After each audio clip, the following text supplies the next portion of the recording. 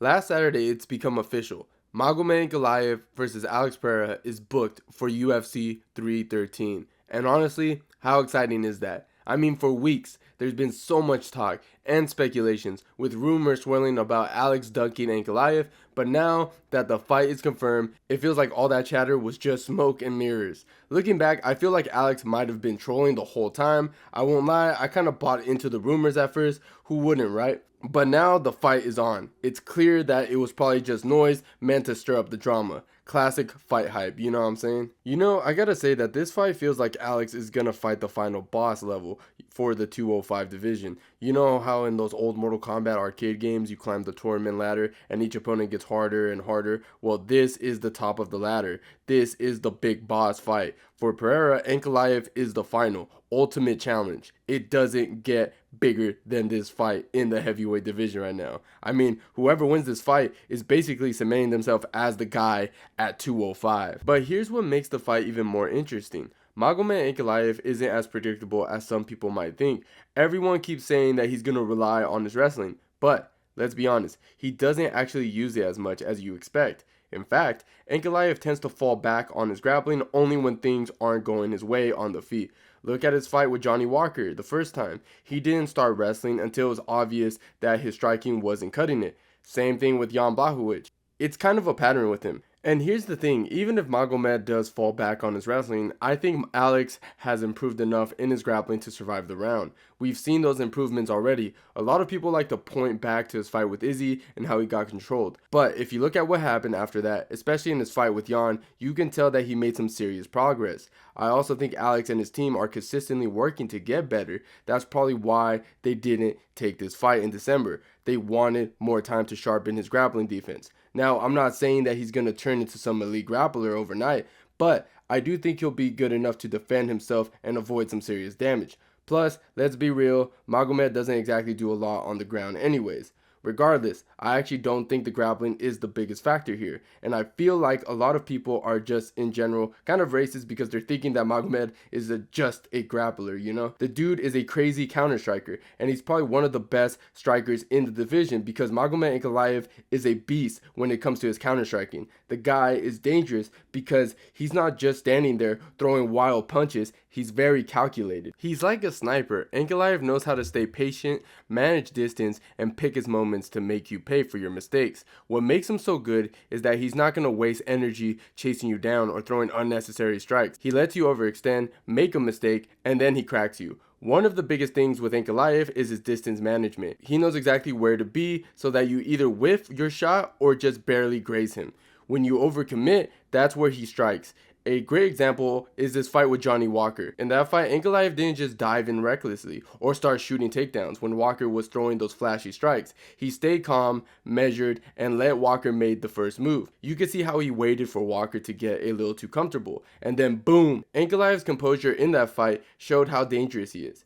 Even when Walker started throwing down unorthodox attacks, Ankalaev didn't get phased. He just stayed patient and landed clean counters. Now, if we're going to talk about patience, you have to look at the Rakic fight too. That was another masterclass in counter striking. Rakic is a guy who loves to pressure, but Ankalaev didn't let that bother him. He used his feints to bait Rakic into throwing first, and every time Rakic tried to close the gap, Ankalaev punished him. His ability to stay composed and make Rakic think twice about coming in is what makes the difference. By the time Rakic realized Ankalaev wasn't going to fall for anything, it was too late. Ankalaev was already in complete control. Another thing with Ankalaev is how smooth he is at transitioning from defense to offense. He's not just dodging strikes, he's setting up counters while he's defending. For an example, when Rakic was trying to use his kicks to control the range, Ankalaev timed a counter perfectly and caught him in mid-attack. That's what makes him so hard to deal with. He's always a step ahead, and if you give him an opening, he's taking it.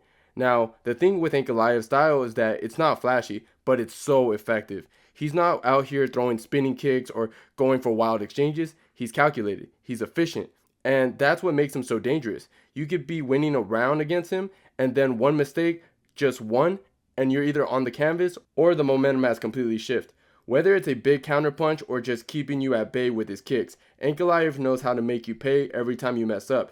That's why guys like Walker and Rakic had such a hard time figuring him out. They couldn't get a read on him, And by the time they realized what was happening, he was already in control of the fight. Alex, on the other hand, is all about pressure and landing that one clean shot, especially with his left hand. But here's the problem. Ankalaev is a master at just staying outside of range and making guys miss. Think about it. If Alex throws that big left hand and doesn't set it up properly, Ankalaev's going to read it and counter. Look at his fight with Johnny Walker. Walker was throwing all this crazy flashy stuff, but Ankalaev didn't bite. He stayed calm, waited for Walker to overcommit, and then punished him. Now, Alex is way more sharper and way more powerful than Walker, but the same principle applies. If you give Ankalaev an opening, he's gonna make you pay. Another reason Ankalaev is such a problem for Alex is his composure. Alex thrives when he can make you back up and force you into making a bad decision. But Ankalaev, he doesn't get rattled. He's not going to panic. If Alex comes forward, he's going to stay patient. Let Alex throw first, and then hit him with something nasty, whether it's a straight punch or even a sneaky head kick.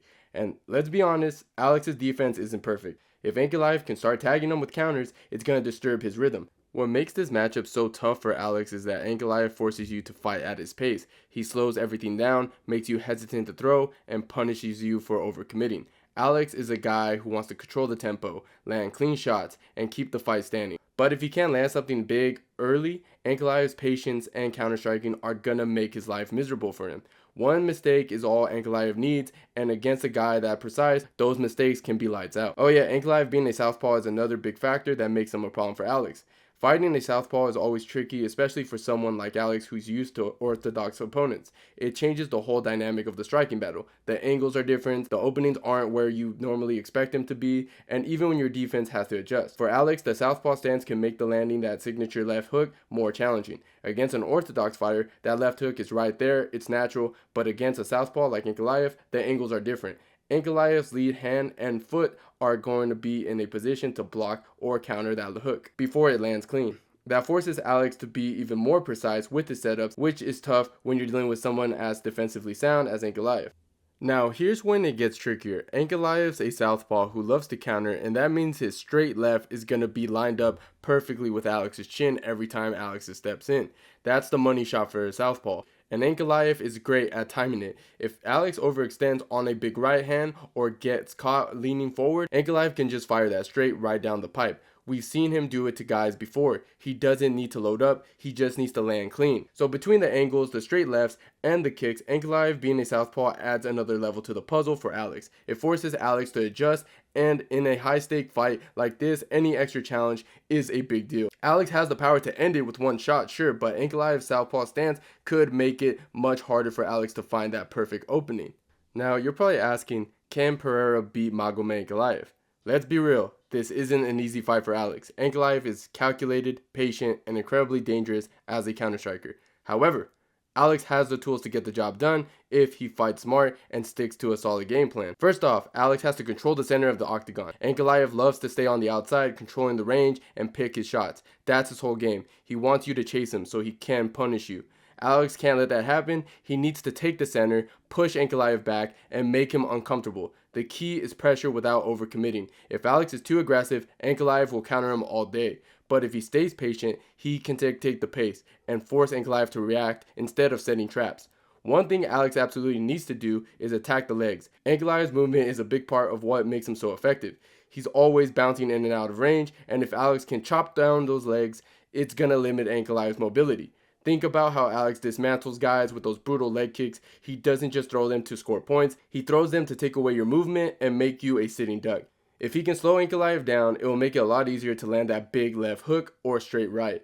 Another huge part of Alex's strategy has to be feints and setups. He can't just walk forward and start throwing bombs. That's how Ankalaev gets you. Alex needs to use his feints to bait Ankalaev in showing his counters. Fake the jab, fake the leg kick, make Ankalaev flinch, and then start building off that. Once Alex can get a read on Ankalaev's timing, he can set up the power shots. Ankalaev's patience works both ways. If Alex stays disciplined and forces him to overreact, the opening will come.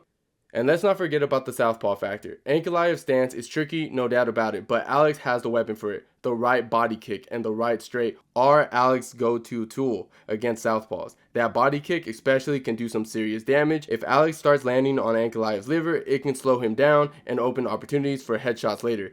And of course, there's the straight right. It's the perfect weapon to back up Ankalaev and set up the left hook. Now, the elephant in the room is the takedown. Ankalaev doesn't wrestle often, but when he does, he's effective. Alex showed solid grappling defense against Jan Blachowicz, and he's gonna need that same energy here. The key is not to give Ankalaev easy entries. If Alex can defend the takedowns and keep the fight standing, his striking will be a huge problem for Ankalaev. At the end of the day, Alex doesn't need to be perfect. He just needs one shot. That's the thing about Pereira. He doesn't need a ton of openings, he just needs one. If he can pressure Ankalaev, slow him down with leg kicks, and stay disciplined with his setups, there's a very real chance he puts Ankalaev away. It's not going to be easy, but Alex has the tools to make it happen.